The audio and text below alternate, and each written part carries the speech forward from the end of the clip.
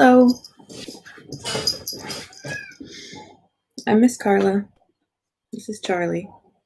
Oliver's over here, sitting next to me. He's not as much of a camera hog as Charlie is. Today, we're going to keep reading Caterpillar Summer by Gillian McDunn. Charlie. Okay. Sit down. Sit down and listen.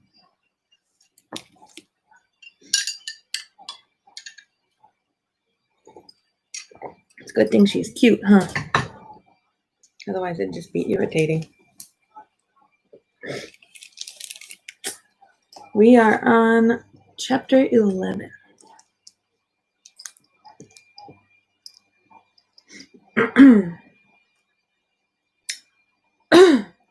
Excuse me. That morning, when Kat came downstairs, Macon was halfway out the kitchen door. "Are you leaving already?" Kat asked. He paused in the doorframe. "No," he started. He cleared his throat. "I'm not going today, actually. I have another project." His voice sounded funny. Kat looked at the sky to see if a storm was coming, but it was clear. The sun peeked over the horizon, sharing its pinkish light with the water and sand.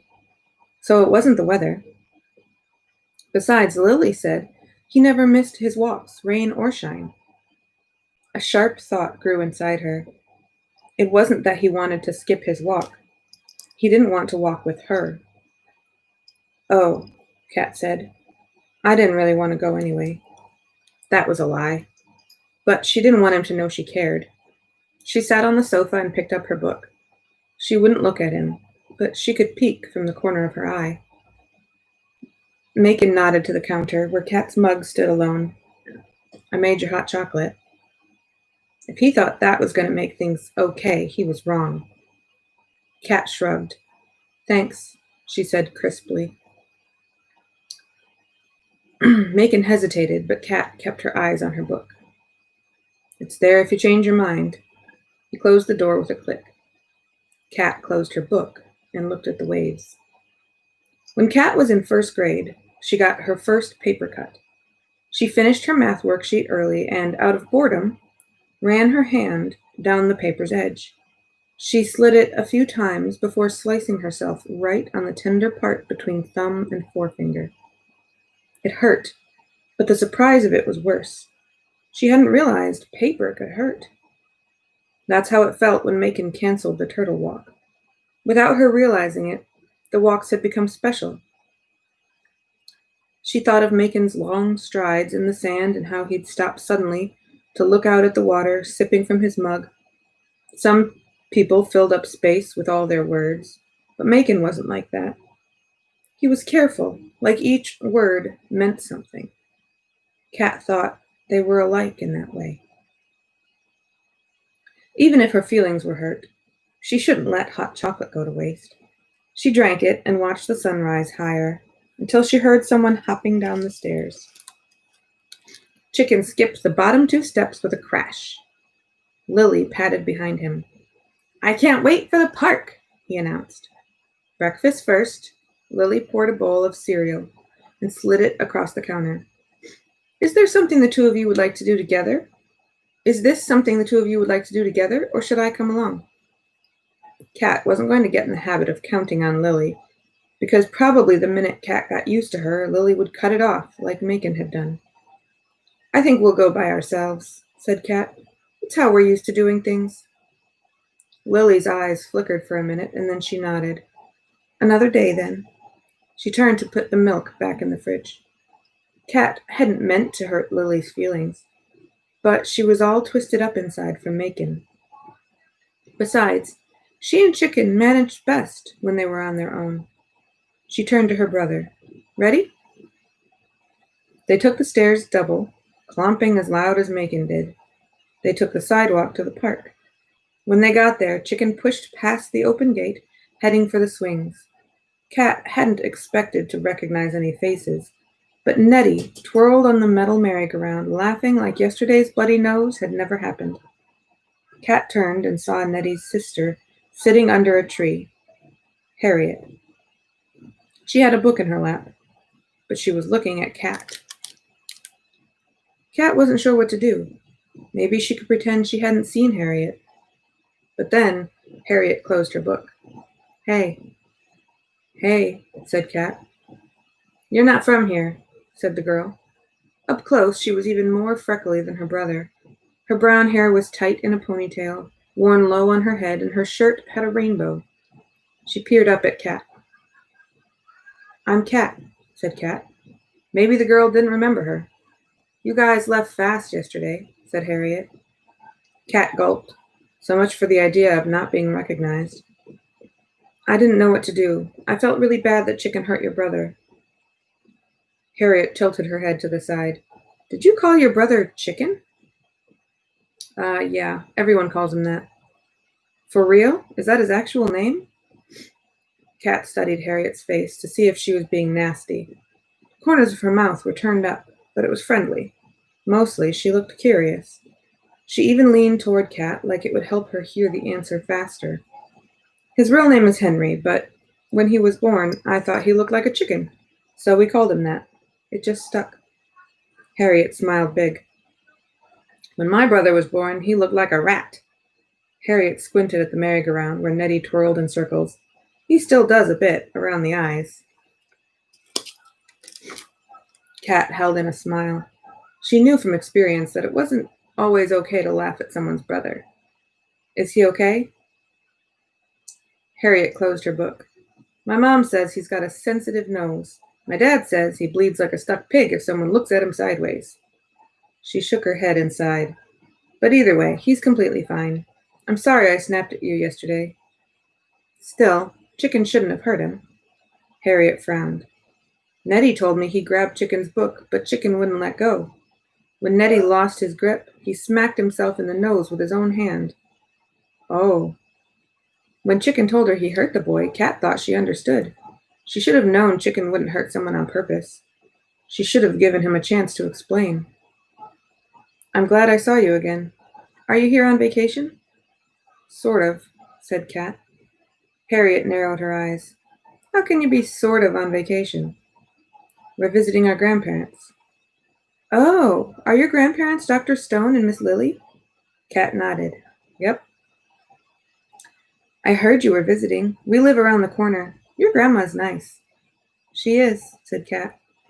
It's not that your grandpa is bad, Harriet said. I don't know him well. No one does. He keeps to himself, that's all. That was one way to put it. Stubborn was another. He'd even changed his daily walk to avoid Cat. Not that she wanted to share that with Harriet. Cat nodded. He's pretty serious. Harriet scooted over to make room. You can sit here if you want. Cat sat against the tree next to Harriet, and they watched their brothers play. It turned out Harriet was 10 and a half, a bit younger than Cat. She was in the middle of two brothers, 6-year-old Nettie and 15-year-old Walt. The Kincaids lived on Gingerbread Island all year like Macon and Lily. Mr. Kincaid was a contractor and worked on island houses. Mrs. Kincaid worked on the mainland as an accountant, but sometimes did her work from home. For school, Harriet and her brothers also crossed to the mainland. Harriet frowned like crazy when Cat told her where she was from. It turned out that wasn't a grumpy frown. It was Harriet's thinking face. San Francisco? Do you ride on trolleys? I've been on a cable car, but not that often. They run on the other side of the city. Is it foggy? Not all the time, but summer is foggy and cold. Foggy and cold in summer? Wish we had some of that here. Summer here is hot, if you hadn't noticed. Which reminds me, have you had ice cream yet? She pointed to Miss Sunshine's. Not yet, said Cat. It's really good. What's your favorite flavor? Mint chocolate chip. What's yours? Rocky Road, said Harriet. Although really, I like everything. We could go there sometime, Cat said. With our brothers, I mean. Harriet shot her a sideways look. Or maybe without our brothers. Cat looked at the boys who had moved to the sandbox. Don't you like hanging out with Nettie? Harriet shrugged. Sometimes, but not every day. 2 times already this week and I'm practically at my maximum. Cat grinned. She didn't have a limit for Chicken. He needed her too much. But it might be nice to hang out with someone her own age. Harriet checked her watch. We have to go. Dentist appointment. Nettie, come on. The boys glanced up but then returned to their digging. Chicken, Cat called. 1 minute warning. Harriet walked to the sandbox and Cat followed. Come on, we have to go, said Harriet. Nettie had filled a yellow pail close to full. I'm not ready yet. Harriet sighed. I think I just hit my maximum. 30-second warning, Cat told Chicken. Nettie scooped a final handful of sand in the bucket. Now I'm ready.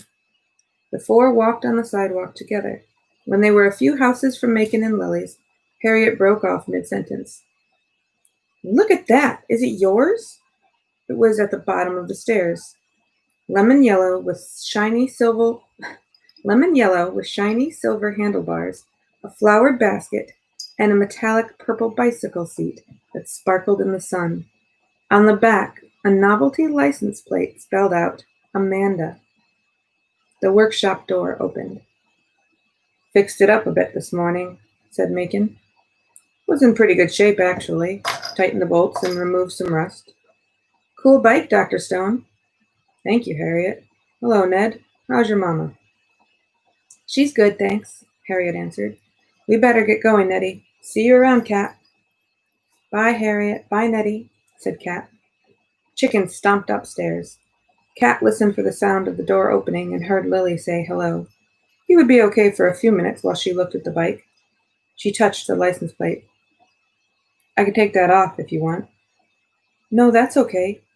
They never have Cat anyway. They never have Macon either. He smiled and Cat smiled back. A thought occurred to her. Wait a minute, is that why you didn't want to walk today? He looked at her sheepishly. I needed just a bit more time to get it fixed up. Oh, said Cat, almost to herself. I thought you didn't want to walk with me. Macon's mouth turned down. He shook his head sadly. I wanted to do something nice, he said. Somehow I always get things wrong. I thought maybe I was bothering you, she said. That's all. I like the company. You're welcome anytime. Every time. He cleared his throat. Macon glanced away. There's a helmet, too. I know kids wear them these days. He went back to his workshop and shut the door, leaving Cat alone with the bike. Cat ran her hands over the handlebars, so shiny. They glowed. That morning she was certain Macon couldn't stand her, and then he went and did something so thoughtful. He said she was welcome any time, and he gave her this beautiful bike. Cat hopped on the seat and imagined riding down Ocean Road with a breeze on her face and Harriet by her side. First a friend and now a bike? This summer was starting to look up.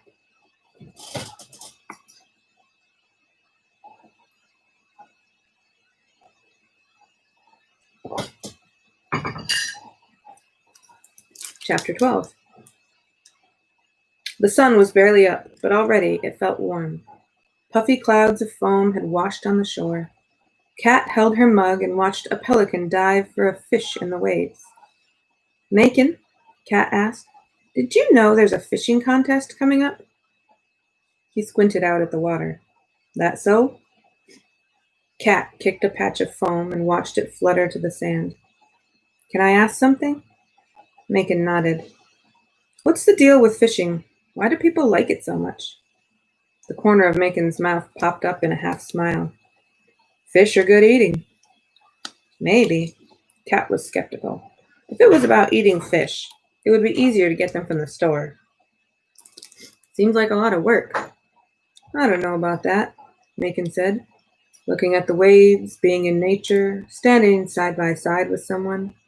The catching part is a bonus. Cat was quiet, thinking. Supposedly, Macon didn't like fishing anymore. That's not what his words said.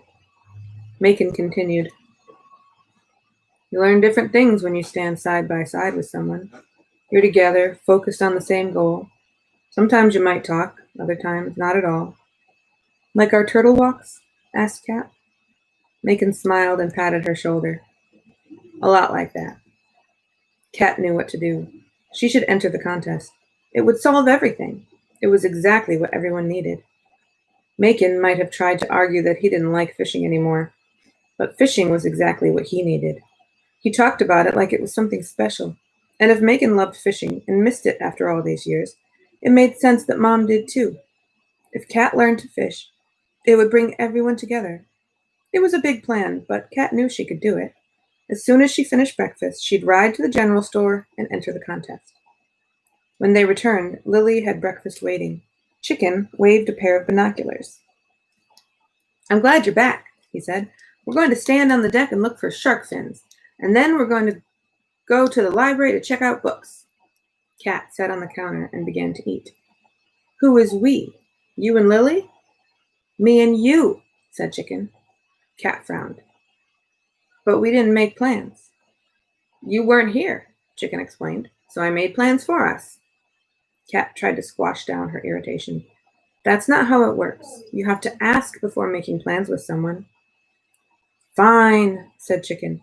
"Will you watch sharks and go to the library with me?" It was the kind of question that wasn't really a question. He expected her to do what he wanted without complaining. Kat wanted to say no, but hesitated. She wasn't sure it was worth a fight. Lily stepped in. "Now, Chicken, I thought the two of us were going to the library." Kat felt a glint of hope, but Chicken crossed his arms. "Come here," Kat said. She leaned toward him. "We can look for sharks later, I promise. I want to ride my bike before it gets too hot." His face softened. "Maybe we can read my library books too."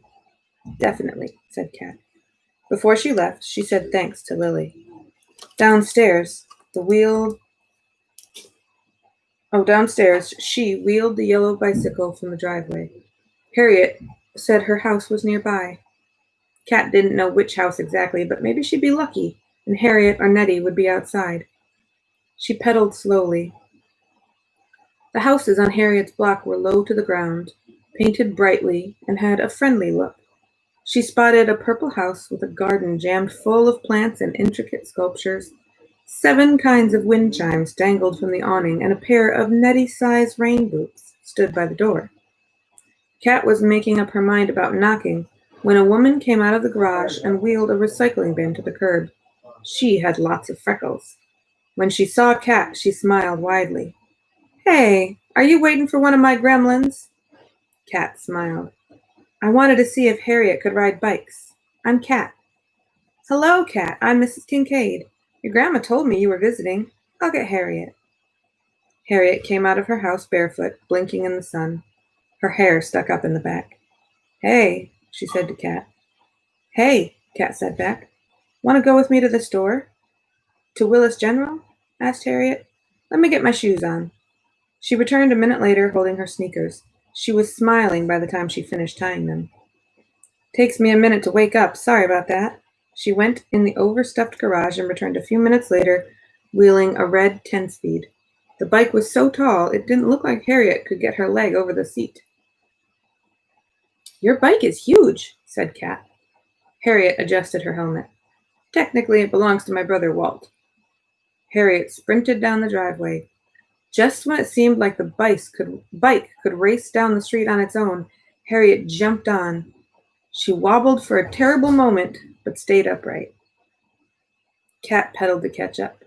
They looped around downtown and coasted past the library before Harriet veered into a narrow alley. Kat followed her. They leaned their bikes against the wall. They walked around the corner to a glossy green door with gold letters spelling out Willis General. A bell jangled when Harriet pulled the gold doorknob. "Hey there, Harriet," said the woman behind the counter. Her skin was dark brown, and her hair was in a tortoise-shell clip. "Hey there, Miss Willis," said Harriet. "This is my friend Kat. Her grandparents are Dr. Stone and Miss Lily." "Amanda Stone's daughter?" asked the woman. "It's nice to meet you, Kat. I'm Louise Willis. My Shonda went to school with your mama. We sure do miss her around here." Kat paused. It was weird to think of strangers missing Mom. After a long moment, she finally remembered her manners. "Nice to meet you, too." Miss Willis pointed at a stack of lime green flyers. Are y'all going to enter the contest? I think so, said Kat. Miss Willis beamed. That's wonderful. Take a pencil from the jar on the counter if you need one. Kat took a flyer. Thanks. The girls browsed the aisles. They could have spent days there without seeing everything. In the first 3 rows were taffy barrels, glass jars overflowing with a rainbow of candy, racks of seed packets, soap liquids and powders, spatulas and shiny silver tools, and 100 different types of pens. The door jangled as people came and went. Miss Willis's sweet voice chatted with everyone like she'd known them forever. Maybe she had. Past the postcard rack was the counter with the box for the entry forms. Kat chose a stumpy pencil. My mom said to get toothpaste, said Harriet. I'll be right back. She disappeared around an aisle. Kat had almost finished the form when something tickled her leg. She looked down and saw the scruffiest face looking back. A small dog that apparently had been assembled from leftover dog parts. Its legs were short, but its paws were huge, and it had a long body with a fluffy, wagging tail. Its coat was hairy, mostly white with brown spots. One ear stuck up and one hung down. Its tongue was way too long and hung out even though its mouth was closed. Kat reached down. The dog rolled over and let Kat rub its soft belly. What a good girl, whispered Kat. Hey, what you doing with my dog? Kat looked up quickly.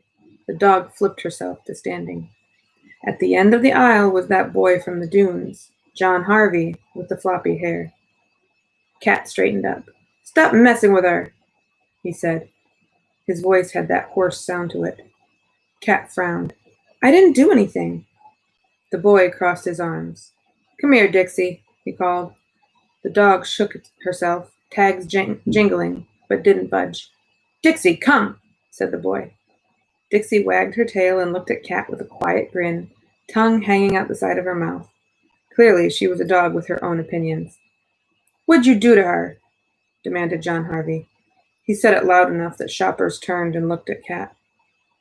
There was a movement at Kat's side. Harriet was there.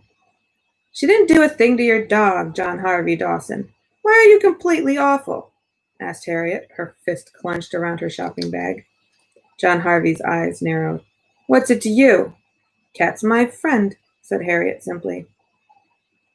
It wasn't the time for smiling, but Kat snuck a little one anyway. She had a friend on the island. It was official. Why do you have that form? He asked, nodding at the green paper in Kat's hand. Harriet narrowed her eyes right back. What do you think?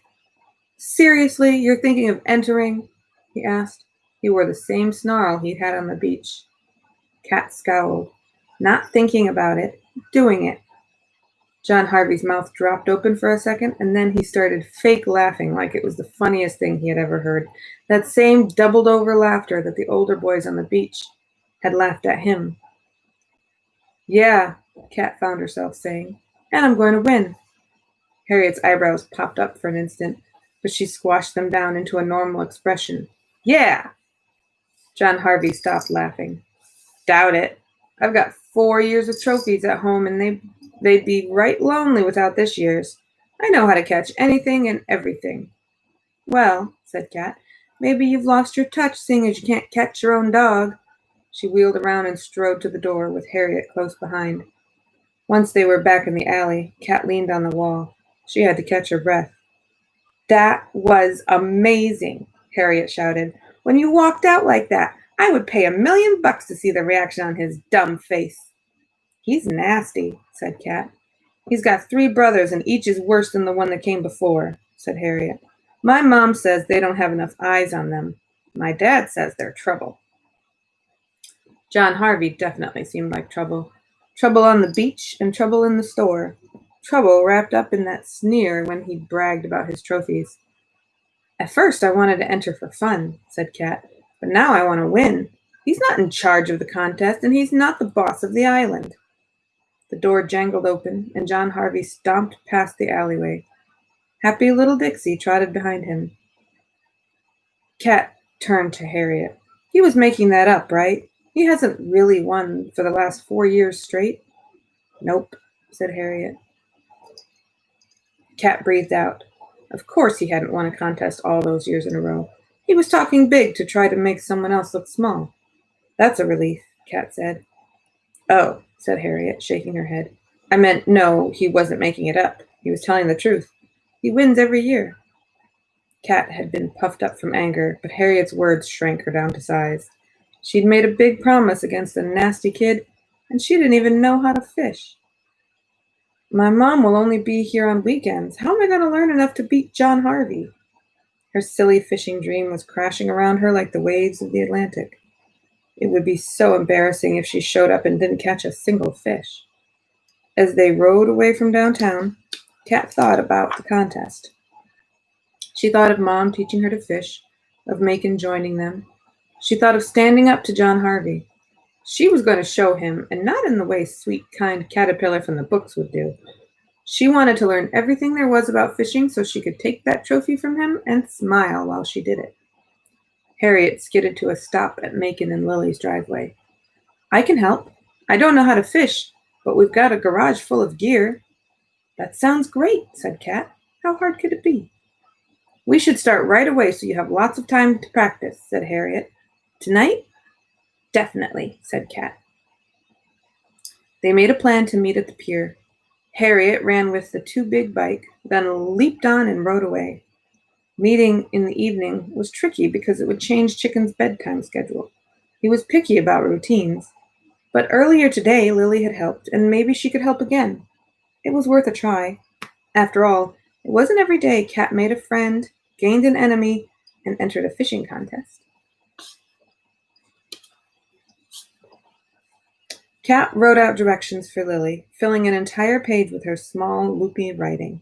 She'd explained everything, including how to give Chicken back scratches. She underlined the part about double-checking that he brushed his teeth. Lily studied the paper, nodding. Chicken pulled at the hem of her shirt. Don't go. No matter how much time she made for Chicken, he always wanted more. The entire afternoon they'd looked through binoculars in hopes of a shark sighting. They'd spotted several, but they were all imaginary. Chicken insisted their chances would be better if they sailed the green laundry basket into the waves. Sometimes his imagination went too far, but Cat was almost positive he'd been joking. Either way, they'd stayed dry and safe on Macon and Lily's deck. Cat leaned down to talk to him in a whisper. Promise I'll be back soon. He studied her face, thinking, Will you read an extra book tonight? Of course, said Cat, hugging him. She stood at the door, hesitating. She'd triple-checked the list, but what if she'd forgotten something? We'll manage, said Lily kindly. Don't make Harriet wait. Cat looked at the clock. She was going to have to hurry. She hugged Chicken once more and then bounced out the door, down the steps, and toward the pier. Harriet was there, waiting, fishing pole in hand and a pile of gear at her feet. Dad says the tides are changing, said Harriet, so it's good timing. Cat examined the stuff. Is this all your dad's? Harriet shook her head. This is my brother Walt's stuff. Nice of him to let us borrow it, said Cat. Harriet looked sheepish. He's at camp, so he doesn't exactly know. But what he doesn't know won't hurt him. She held up a sliced hot dog in a zipper bag. Bait. They picked a spot in the middle of the pier. Cat pushed a chunk of hot dog on the hook, then paused. Do I kind of fling it, or what? Harriet scrunched her forehead. I'm not sure. Cat pushed the button on the handle of the reel. The line sank into the water and drifted sideways. Harriet looked down at the water. Hello, girls. Both Cat and Harriet turned to see John Harvey smirking with Dixie at his feet. Fishing? Or should I say, trying to fish? Don't worry yourself, said Harriet. How come you're everywhere we go? Asked Cat. Are you following us? It's an island, didn't you notice? You can expect to see the same people. That's how it works, he said. The girls ignored him. What are you all using for bait? Hot dog, said Harriet. Hot dog. Ocean fish don't eat hot dogs, said John Harvey. Oh yeah, said Harriet, glaring.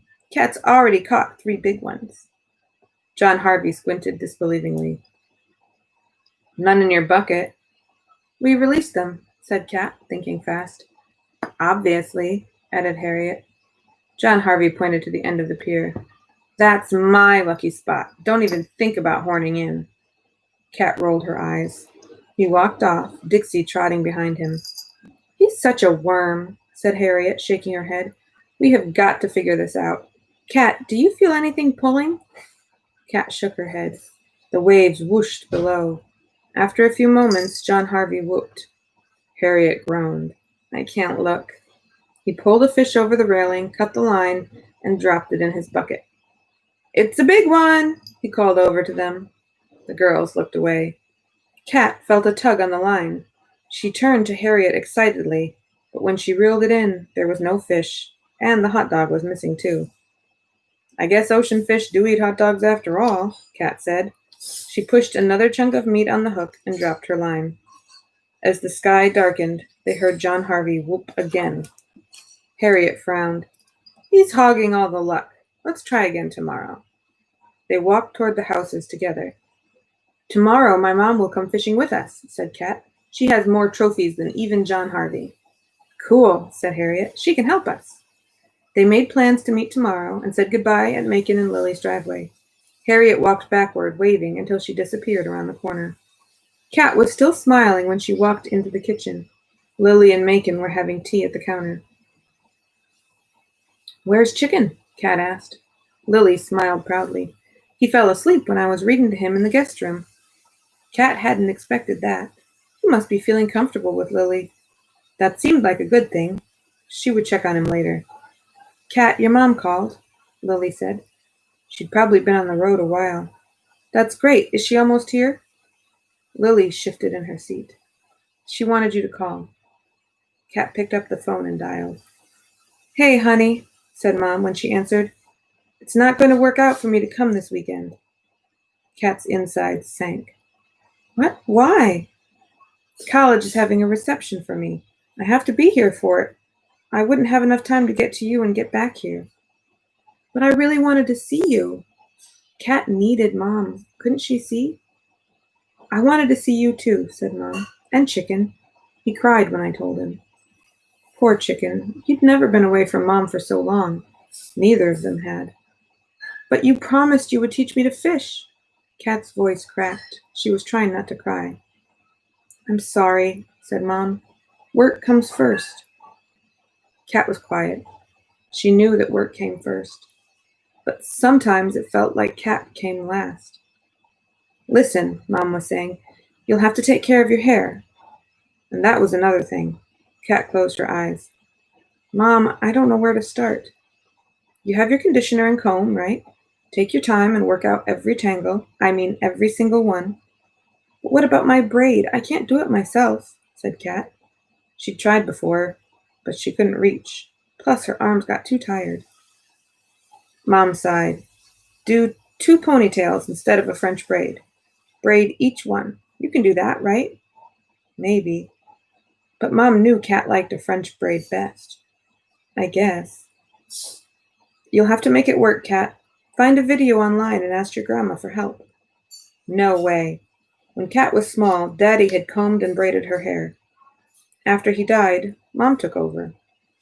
It had taken months for her to learn to do it right. Lily couldn't learn in a day, even if it was something Kat wanted, which she did not. I'll handle it, Kat said finally. I better run, said Mom. Everyone's waiting for me. Love you. Kat disconnected. Now that Mom wasn't on the line anymore, the tears wanted to come. She sniffed. You shouldn't give her a hard time, Macon said. She has a work commitment, a big honor. You should be proud of her. Kat flinched, like the words had bitten her. I am proud. Lily gave Macon a pointed look and then turned to Kat. It's okay to be disappointed. Doesn't mean you aren't proud. Macon took his mug to the sink. Maybe she can give you fishing tips over the phone. He didn't understand. She needed Mom. Fishing tips over the phone wouldn't give that special side-by-side time. Lily seemed to read Kat's expression. I'm sure the two of you will figure it out. I'm heading to bed, Kat said. She said goodnight and clomped downstairs. First, she checked on Chicken in the guest room, who lay on his back with his arms and legs spread out straight. No wonder he kicked her so often if he wanted to sleep that stretched out. She decided to sleep in the very center of the bed since she didn't have to share that night. Her eyes traced every bump and crack of the ceiling. Her thoughts turned over on themselves until they were a tangled mess. Mom couldn't teach Kat to fish long distance. If Kat backed out of the contest, John Harvey would laugh at her for quitting. But if she showed up and didn't catch a single fish, John Harvey would laugh at her for that. She was tired of coming in last. She couldn't let that happen. When she heard the door open, Kat's brain was buzzing, but she pretended to be asleep. At first, she thought it was Chicken, but the footsteps were too careful. It was Lily. She tucked Kat in, kissed her on the forehead, and was gone again in a flash. All right. Oh, that's the end of the chapter and the end of part 2. So tomorrow we will start part 3, Gather and Hunt. All right. Well, I hope you enjoyed it, and I will see you tomorrow. Have a nice day.